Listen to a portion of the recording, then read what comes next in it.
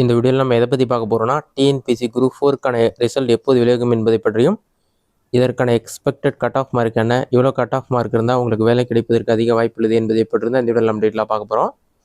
First இதற்கான result எப்போது வெளியாகும் என்பதை பற்றி பார்க்கலாம். இது சம்மந்தமாக ஏற்கனவே அஃபிஷியல் வெப்சைட்டில் அப்டேட் பண்ணிட்டாங்க. இதை நீங்கள் செக் பண்ணுறதுக்கு கூகுள் சர்ச்சில் போய்ட்டு டிஎன்பிசின்னு சொல்லி டைப் பண்ணுங்கள். அந்த மாதிரி நீங்கள் டைப் பண்ணி வைக்க கொடுத்தீங்கன்னா ஃபஸ்ட்டு எடுத்துனே tnpc.gov.in ஒரு வெப்சைட் ஷோகும். அந்த வெப்சைட் வந்து செலக்ட் பண்ணுங்கள். வெப்சைட் செலக்ட் பண்ண ஒரு 5 செகண்ட்ஸ்லேயே வந்து வெப்சைட் ஓப்பன் ஆகிடும். இதில் ஹோம் பேஜ்னு ஒரு ஆப்ஷன் கொடுத்துருப்பாங்க. ஹோம் பேஜ்ன்ற ஆப்ஷன் வந்து கிளிக் பண்ணுங்கள். அந்த ஆப்ஷன் ஓப்பன் ஆன பிறகு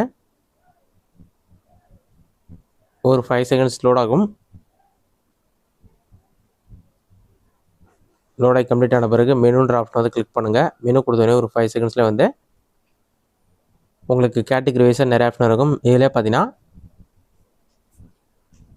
ரெக்ரூட்மெண்ட் ஒரு ஆப்ஷன் கொடுத்துருப்பாங்க. அந்த ஆப்ஷன் வந்து கிளிக் பண்ணுங்கள். அதை நீங்கள் கிளிக் பண்ணிங்கன்னா ஒரு 5 செகண்ட்ஸ்லேயே வந்து நிறைய ஆப்ஷன் உங்களுக்கு ஷோ ஆகும். இதில் வந்து செலெக்ஷன் ஷெடியூல்னு ஒரு ஆப்ஷன் கொடுத்துருப்பாங்க. அந்த ஆப்ஷன் வந்து கிளிக் பண்ணுங்கள்.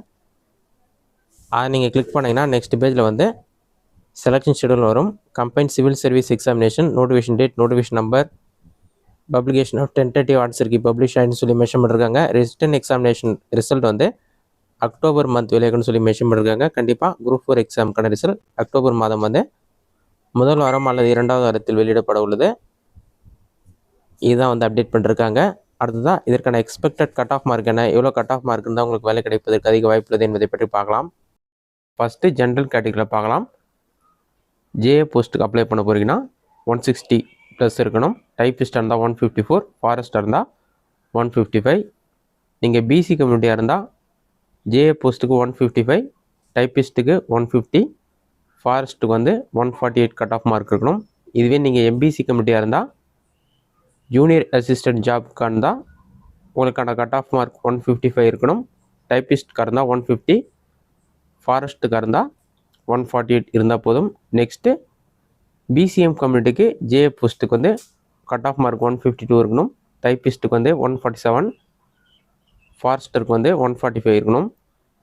நெக்ஸ்ட் நீங்கள் எஸ்சி கம்யூனிட்டியாக இருந்தால் ஜேஏ போஸ்ட்டுக்கு வந்து 148, டைப்பிஸ்ட்டுக்கு 143, ஃபாரஸ்ட்டுக்கு வந்து 140 இருந்தால் போதும். நெக்ஸ்ட் நீங்கள் எஸ்டி கம்யூனிட்டியாக இருந்தால் ஜேஏ போஸ்ட்டுக்கு 145, டைப்பிஸ்ட்டுக்கு 140, ஃபாரஸ்ட்டுக்கு வந்து 138. இந்த அளவுக்கு கட் ஆஃப் மார்க் இருந்தாலே போதும்.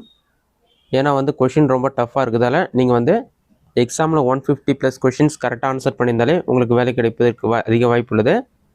இது வந்து எக்ஸ்பெக்டட் கட் ஆஃப் மார்க் தான். இதை விட வந்து அதிகரிக்க வாய்ப்பு கிடையாது. இந்த அளவு இல்லை 2 அல்லது 3 மார்க் வேணால் அதிகரிக்க வாய்ப்பு இருக்குது. இந்த அளவு கட் ஆஃப் மார்க் இருந்தாலே உங்களுக்கு 80% அளவுக்கு வேலை கிடைப்பதற்கு அதிக வாய்ப்பு உள்ளது.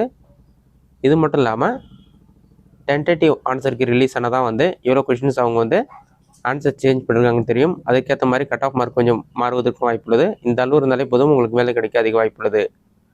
இந்த வீடியோ உங்களுக்கு யூஸ்ஃபுல்லாக பண்ணுறேன். இந்த வீடியோ பிடிச்சிருந்தா லைக் பண்ணுங்கள். வேறு ஏதாச்சும் டவுட் வந்ததுன்னா கமெண்ட் பண்ணுங்கள்.